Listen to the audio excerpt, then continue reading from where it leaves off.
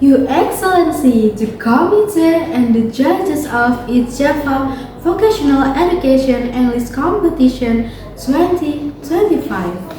The Honorable Audience, Assalamualaikum warahmatullahi wabarakatuh. I am Andrea Yulistia from State Vocational High School Wongrokel, Kediri. On this occasion, I would like to tell you a legendary story of my hometown. The great king whose legend still lives in the hearts of the Javanese people, especially the prophecies carried across generations. The legend of Sri Aji Joyoboyo. The land of Java, Kediri Kingdom, the proper king with vision high.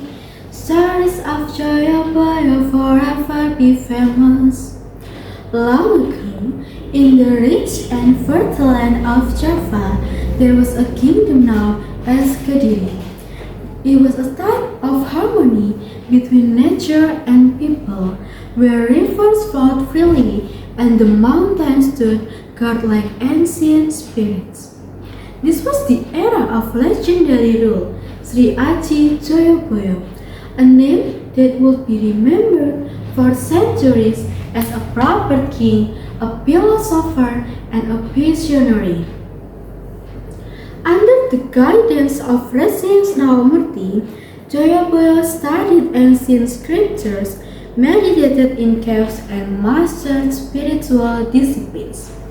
One day, while walking with his teacher, Resi Snawamurti, Joyoboyo paused and stared at the sky. Guru, why do the stars speak to me at night? Why do I see cities that float and towers of fire that reach the sky? Joyoboyo asked, his eyes reflecting the heavens. Resi Snawamurti looked at the boy with a quiet wonder. You have the gift of foresight, my prince. Vision of the distant future come to you as dreams. Do not fear them. In time, you will understand. When he turned 17, a great council was held. The king of Kediri, having no heir, proclaimed Joyoboyo as his successor after a divine vision in his sleep. The royal astrologers confirmed the prophecy, and the coronation was held under a total eclipse. The people cheered. Long live Sri Aji Joyoboyo! The king will seize tomorrow. As king, Joyoboyo governed with unmatched wisdom. He created schools for the poor, reformed the tax system, and built great libraries filled with palm leaf manuscript. One evening, King Joyoboyo walked around in a quiet village. He saw many kids singing and playing around in the rice field. Cuplak-cuplak suweng, suweng ngiting gelenter, mambuka tudung kuda, lepakan tole lale, sapang guyun dali ake, sir pangdali kapang, sir pangdali kapang. Suddenly, there was an old farmer named Pak Ranu who spoke to him without recognizing the king. The taxes grow heavy, sir. If only the king knew our burden. Joyoboyo, smiling gently, replied, Perhaps the king listened more than you do. Tell me, what would you say to him if he were here? Pak Ranu sighed. I would ask him not for gold, but for justice and peace.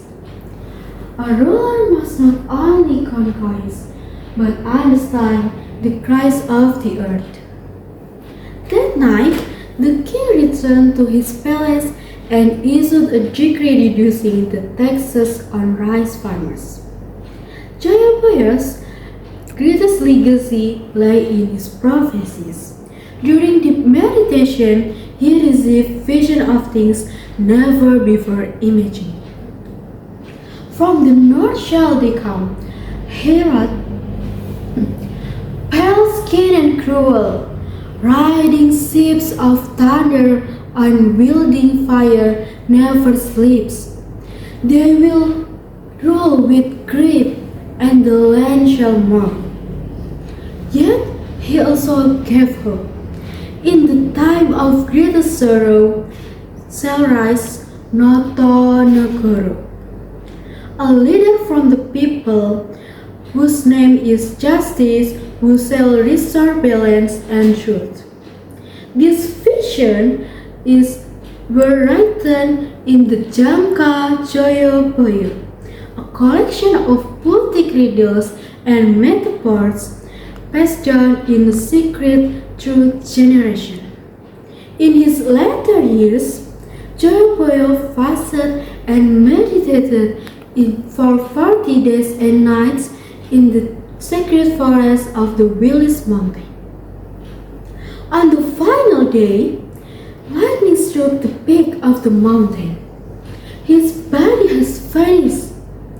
The villagers believe he did not die, but entered moksha. A legend grew, Joyoboyo beneath the mountain, waiting to return when Java is in its darkest hour. Ladies and gentlemen, that's all the story of King Aji Joyoboyo. Thank you for your attention. The last I say, wassalamualaikum warahmatullahi wabarakatuh.